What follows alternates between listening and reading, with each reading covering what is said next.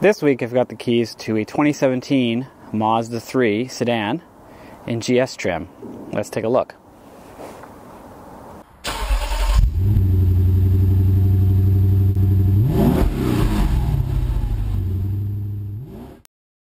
So it is pretty cold today, minus 15 Celsius without the wind, so I'm kind of hidden from the wind a little bit here.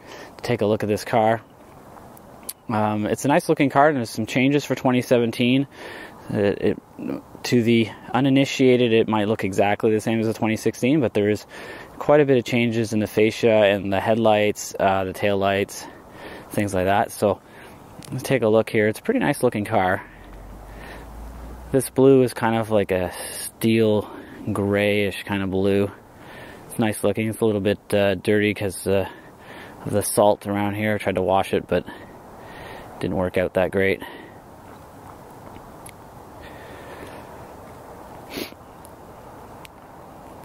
So it is sitting on winter tires right now, of course, and they're a little bit noisier than the all seasons that it does come with, because I did drive this car in the fall with all seasons, and it was quite a bit quieter. But as you can tell, it is a nice looking car, or at least I think it is.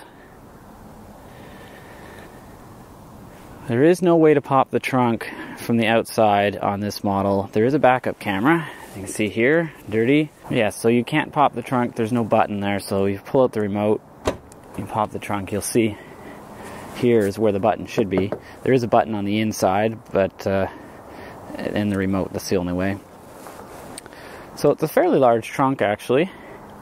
And you have 60/40 split seats, which are operated from here. So I'll pull this one down and we'll take a look on the back seat there. So there's the trunk.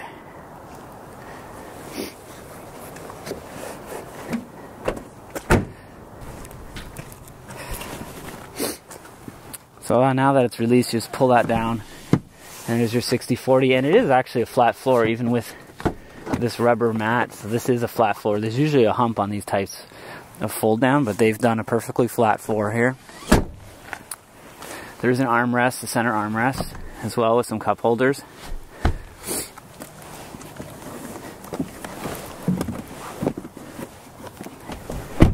It is a small, compact car. There's not a ton of room in the back, but it's pretty comfortable. The middle seat is not so comfortable, especially with that armrest. It kind of humps you up, and it's not good at all. But that's kind of expected. There's a sunroof. It's pretty nice.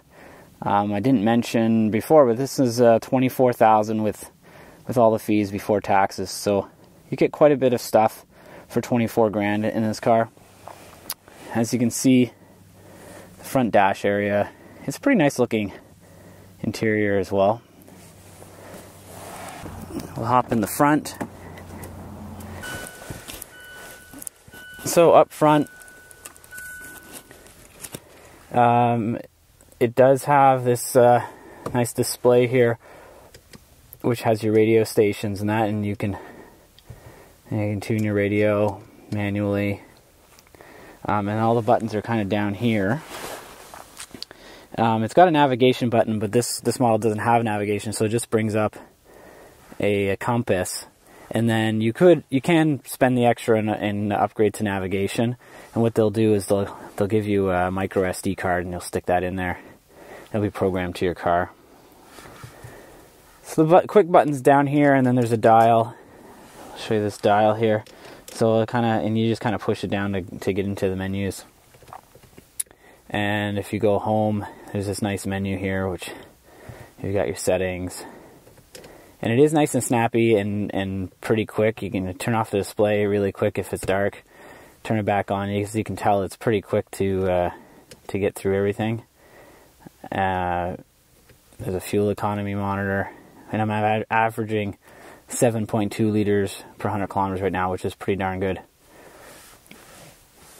Down here we've got manual climate control, which if you watch a few of my videos, I said I hadn't seen one in a while. So it's kind of funny because I've been driving a lot of cars, and almost every car I drive has automatic climate control. And then now the last, I don't know, say 8 cars, I've had like 3 of them that do not have automatic climate control. Anyway, so we got our climate control here. heated steering wheel, which is nice to have, especially in kind of a mid-trim model, and 3-way heated seats for both passenger and driver.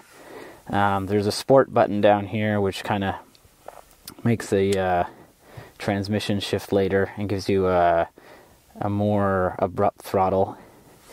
Down in the cubby, down there, there's 2 USB slots and that map SD card I was talking about, and then an auxiliary audio input jack. And we've got this nice corrugated kind of slidey thing, and you've got your 2 cup holders in there. That's a kind of a nice touch. Instead of just leaving it open, you can at least close that. And your armrest / storage bin. It's not very big, but there's a 12 volt if you want to charge your phone or something in there too. There's only one, but obviously it looks like you can have an option for a second one. In the dash display, over on this side, you've got an RPM gauge. It's all digital. And a fuel gauge here, an average consumption. And I'll lean in a bit here, and you can see you can kind of flip through your current, average speed, range, and average consumption. So there's not a ton of stuff like some of the other cars I've driven, but this is a basic car, and as I said, 24,000. It does have Bluetooth, and so that's good, and you've got volume control on the steering wheel as well as cruise control. And there is a nice start button here, so you've got keyless start, which is kind of handy, but you still have to use that remote to unlock and lock the doors. It's not touch sensitive handles that let you in and out. So then you got a cubby here. So there's not a ton of stuff on the inside. Of course, it's kind of, it is a basic car. It does look nice though. This is rubbery, this is hard, and it's got these silver accents around here. It's got a pretty big glove box. I think the old one, the previous generation had a massive glove box. It's still pretty big, considering the size of that user manual. And the seats are nice. Kind of, there's this nice fabric, and then it's got like a leather or a pleather accent here. I don't know what that is, but it looks good. They're comfortable. The heated seats work really well. Really, there's no complaints that I have so far about this car. Why don't we take it for a drive and see what it's like? So the thing you will notice with the Mazda 3 is it is still a little bit noisy. The road noise, although this vehicle does have winter tires on it, so again, the winter tires are usually noisier than all seasons. The Mazda 3 is still one of the noisier cars in the segment. They can't seem to lick that, even though the 2017 is a little bit better than the previous model. The transmission is super smooth. So it's a 2-liter engine with 155 horsepower and 150 pound-feet of torque. And it's plenty powerful. It's fine for driving around town. You get on the highway, it's fine. You don't really hear the engine on the highway because it idles around, it runs around 2,500 RPM or 3,000 RPM in 6th gear. But the transmission does shift very smoothly, and it's nearly imperceptible, but it's not a CVT transmission. It is a 6-speed automatic.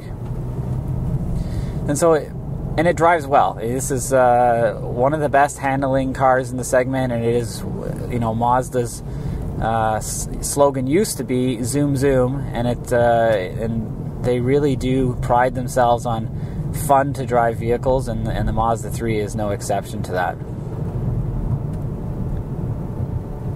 The one thing about the steering that does feel a little bit odd, it has the G vectoring control, which you don't notice and is great on the street, on the highway. It does reduce fatigue. It's something, it's hard to explain, but if you look it up, G vectoring control reduces torque, which basically reduces the amount of corrections you need to do when you're driving in a straight line. So you don't have this, you're not kind of shaking the car around all the time with your steering.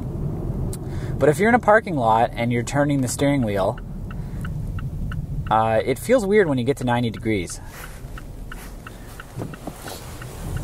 You don't really notice it whenever you're driving normally. I just kind of noticed it in the parking lots. When you get that steering wheel to 90 degrees, it feels a little bit odd. Kind of rubbery feeling. Well, let's pull into this parking lot and take one last look. Well, there you have it. It's a 2017 Mazda3 Sedan in a GS trim, which is the mid trim in Canada. And there's a GX, GS, and GT trim.